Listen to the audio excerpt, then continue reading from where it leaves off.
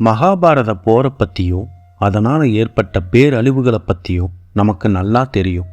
மகாபாரத போருக்கு பலரோட பேராசைகள் காரணமாக இருந்தாலும் அதை தலைமையேற்று நடத்தினது என்னவோ கிருஷ்ணர் தான். போரில் கிருஷ்ணரோட துணையும் உதவியும் இல்லைன்னா நிச்சயம் பாண்டவர்களால் வெற்றி பெற்றிருக்கவே முடியாது.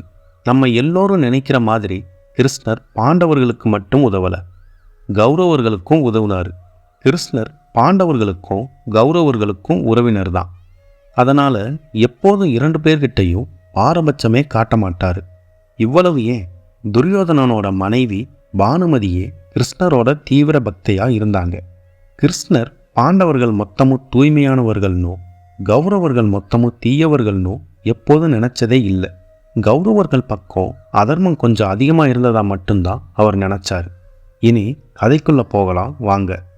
குருச்சேத்திரத்தில் பாண்டவர்களுக்கும் கௌரவர்களுக்கும் இடையிலான யுத்தத்தில் 9 நாள் முடிவடைஞ்ச நிலையில் பாண்டவர்களை வீழ்த்தவே முடியலைன்னு துரியோதனர் நினைக்கிறாரு. பிதாமகர் பீஷ்மர் கிட்ட வச்சிருந்த நம்பிக்கையை துரியோதனர் இழக்கிறாரு.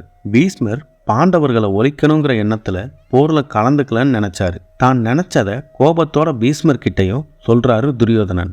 இதை கேட்டு கோபம் அடைஞ்ச பீஷ்மர் மறுநாள் போரில் பாண்டவர்களை அடியோட வீழ்த்துறதா சபதம் எடுக்கிறாரு. ஆனால் துரியோதனனோ பாண்டவர்களை வீழ்த்துறேன்னு சொல்லாதீங்க, அவர்களை போரில் கொல்லுவேன்னு சொல்லுங்க அப்படின்னு சொல்கிறாரு. செஞ்ச சபதத்தை காப்பாற்ற பீஷ்மரும் அப்படியே ஆகட்டும்னு சொல்கிறாரு. பீஷ்மர் செஞ்ச சபதம் பாண்டவர்களுக்கு தெரிய வந்துச்சு. அர்ஜுனன் உட்பட எல்லோருக்கும் கலக்கம் ஏற்பட்டுச்சு. பிதாமகர் பீஷ்மரை யாராலையும் வெற்றி கொள்ளவே முடியாது. நன்றி கடனுக்காக பீஷ்மர் துரியோதனன் பக்கம் இருந்தாலும் தர்மமே வெல்லும்னு நமக்கு ஆசி கூறினவராச்சே, அவரே இப்போ நம்மளை ஒழிக்கணும்னு சபதம் செஞ்சிருக்கிறதுனால நிலைமை நமக்கு பாதகமாக தான் இருக்கும் அப்படின்னு நினைச்சாங்க பாண்டவர்கள். பாண்டவர்கள் நினைச்சது போலவே அடுத்த நாள் போரில் பாண்டவர்களோட சேனையை துவம்சம் பண்ணிக்கிட்டு இருந்தார் பீஷ்மர். பீமன், அபிமன்யு, ஏன் அர்ஜுனரால கூட அவரை கட்டுப்படுத்த முடியலை. இப்படியே போனால் பாண்டவர்கள் 5 பேரையும் கொன்று போரை முடிச்சிருவாருன்னு உணர்ந்த கிருஷ்ணன் பீஷ்மரை தேரிலிருந்து கீழே இறங்கி ஆயுதங்களை கீழே போட்டுட்டு சரணடைய சொல்றாரு. ஆனால் பீஷ்மர் அதை கேட்காம தொடர்ந்து போர் செஞ்சிட்டு இருந்தாரு. இதை பார்த்து ரொம்பவே கோபம் அடைஞ்ச கிருஷ்ணர், நீங்க தாக்குதலை நிறுத்தலைன்னா நான் உங்களை கொல்லுவேன்னு பீஷ்மர் கிட்ட சொல்றாரு. போர் செய்ய மாட்டேன் அப்படிங்கிற வாக்க மீறி கிருஷ்ணர் பீஷ்மரை தாக்க கீழே கிடந்த தேர் சக்கரத்தை எடுக்கிறாரு. இதை பார்த்த அர்ஜுனன் பயந்து போய் கிருஷ்ணர் காலை பிடிச்சு தடுக்கிறாரு. இந்த நிகழ்வுகளை பார்த்த பீஷ்மர் பிரமிச்சு போய் ஆயுதங்களை கீழே போட்டுட்டு சரணடைஞ்சிட்டாரு. அதன் பின் அர்ஜுனன் அவர் அம்பு படுக்கையில் படுக்க வச்சாரு. களத்தில் பீஷ்மர் வீழ்த்தப்பட்டாருங்கிற செய்தியை கேட்டு கர்ணன் அதிர்ந்து போனார். அர்ஜுனன் தான் இந்த செயலை செஞ்சார்னு தெரிஞ்சதும் கொதிச்சு போய் பீஷ்மரை அவ்வளோ எளிதாக வீழ்த்திட்டானா அந்த அர்ஜுனன் அப்படின்னு கோபப்பட்டார். இல்லை, சிக்கண்டியை முன்னிறுத்தி தான் பீஷ்மரை வீழ்த்திட்டாங்கன்னு ஒரு வீரன் சொல்கிறான். அதர்மத்தோட பக்கம் நாங்கள் நிற்கிறோன்னு எங்களை குறை கூறிய பாண்டவர்களே அதர்மத்தை கையாள்றது தான் தர்மமா? அர்ஜுனா, இதோ வர்றேன், உன்னை களத்தில் சந்திக்கிறேன்.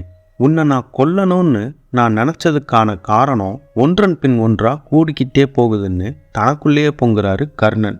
இறுதியாக ஒரு தடவை பிதாமகரை பார்க்கணும்னு குருசேத்திரத்தை நோக்கி கிளம்புறாரு கர்ணன். கௌரவர்கள் சேனையும் பாண்டவர்கள் சேனையும் அணிவகுத்து நின்று கலங்கியபடி களத்தில் இருந்து நகர்ந்துட்டு இருந்தாங்க. போதும் புறப்பட்டு விடலாம்னு நினைச்ச பீஷ்மர் தன்னோட தாயின் மடியை தேடினார். தாய் கொடுத்த அமுதோடு உயிர் கொண்டோம், அதோடு உயிர் துறப்போம்னு நினைச்சாரு பீஷ்மர். அர்ஜுனனை பக்கத்தில் கூப்பிட்டு, அர்ஜுனா, தாகம் அதிகம், இதுவரை கொண்ட அத்தனை தாகத்தையும் மறக்கச் செய்யும் அதீத தாகம், என் தாய் கங்கையால் மட்டுமே தீர்க்க முடிந்த தாகம்.